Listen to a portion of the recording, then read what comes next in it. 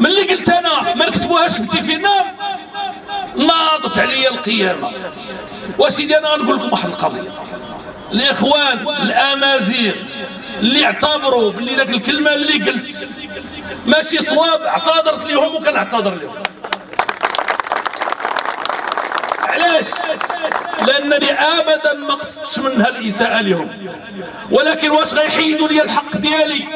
هذه هي الحريه، هذه هي الديمقراطيه. غيحيدوا لي الحق ديالي بالاعتقاد باللي هذا الحرف هذا ما كنفهموا لا انا ولا حنايا لا حتى شي واحد.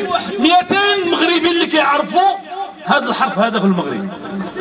ولهذا الشينوا مالهم؟ الشينوا راه مليار و300 مليون واحد وما الاولين في الاقتصاد في العالم. انا قلت الشينوا ضعيف، واني ملي اعتذرت واش هذا يكفي ولا ما يكفيش العقل؟ اش بغيتي دير دابا؟